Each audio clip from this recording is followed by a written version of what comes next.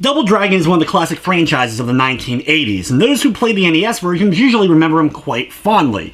And there's a new release, Double Dragon 4, now out on the PlayStation 4 that's capitalizing on that NES feel. But does this end up doing the franchise justice, or is this another case of retro gone wrong?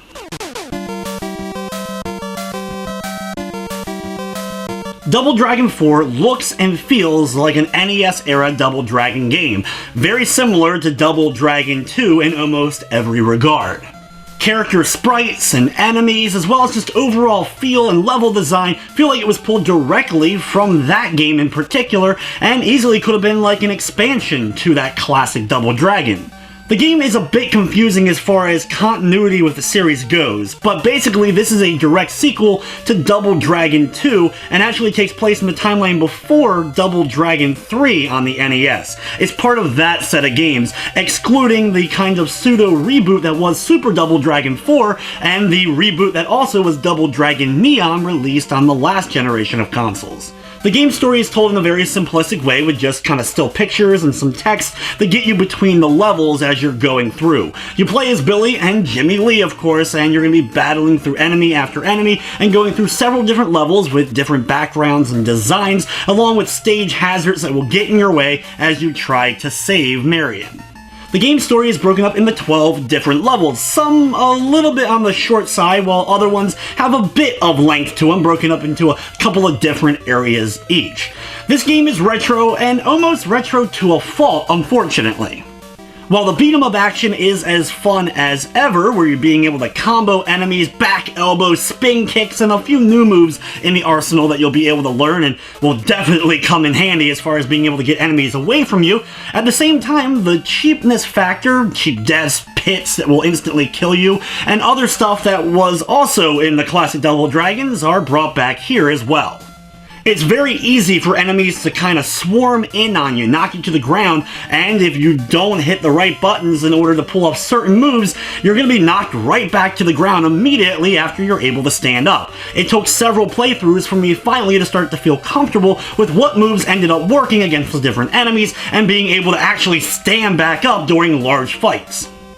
There are also levels where you have to watch out for stage hazards, such as spikes and other things that will do a pretty good amount of damage, as well as the cheapness of platforming. There's a couple of times with platforms that disappear and then reappear, platforms that spin and will send you flying off into a pit, and anytime you fall off screen, instead of just losing a little bit of health, it is a death that will go against you.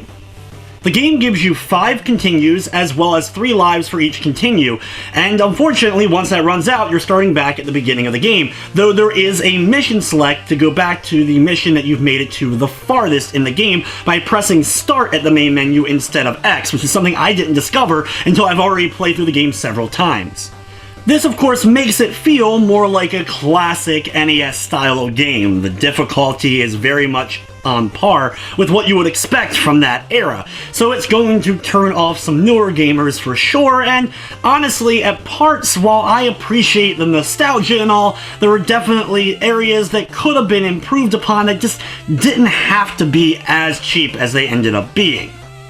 The other thing, though, that ends up bringing the game down a bit is just the repetitiveness of enemies. There's not enough types. During the NES era, of course, there was limitations for the hardware on the system, so you couldn't maybe have as many enemies either on screen or different types of enemies, but here there's no real excuse. You'll be fighting the same basic enemies throughout the course of most of the game, and I think this hurts the most when it comes to bosses. A lot of the ends of levels just have you fighting the same bosses you've already fought over and over again.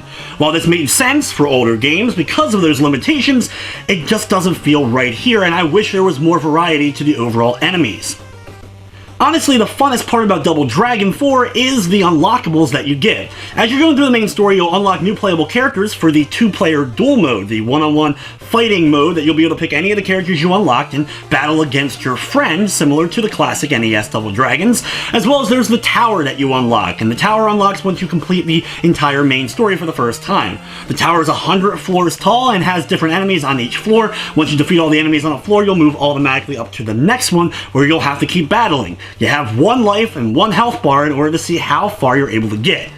But the real fun is once you make it to certain points in the tower, you unlock playable characters for all the modes, not just the 2-player duel mode. So after going through the tower for a little bit, you'll be able to play as all the enemies in the main story mode, and I think this is where Double Dragon 4 ends up being the funnest. After struggling through the main story and not knowing about the mission select, it took me 4 to 5 playthroughs to finally get to the very end of the game as I was learning the controls and mastering each enemy type. Once I beat it though and got the ability to play as the enemies as well as especially the bosses like a Bobo, this game became even more fun to play through. The game of course can also be played 1 or 2 players with a friendly fire mode and friendly fire off modes, but unfortunately is not online. From the technical side of things, the game ran perfectly fine. I didn't run into any slowdown, crashing, or major glitching of any sort. I will also say I love the soundtrack. It has a bunch of old-style tracks of Double Dragon along with some new ones, and can be played with a retro sound to them or a more modern sound to them, and all the music in the game is great. Double Dragon 4 is available on the PlayStation 4 for $6.99. It features a full trophy list and a platinum for beating the game, beating all the levels of the tower, and beating the game with every one of the unlockable characters. So it'll take a little bit and lots of playthroughs, but is pretty fun to do so, especially playing as the other enemy characters you unlock.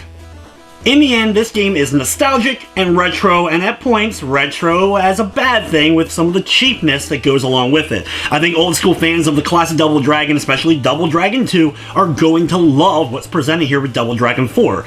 It's also great that it doesn't break your wallet as far as the price point goes, and having the addition of a full trophy list is a nice little plus. After completing the game the first time through, I wasn't necessarily super impressed, but the fun unlockables and the lower price point is why I'm going to be giving Double Dragon 4 a 7 out of 10.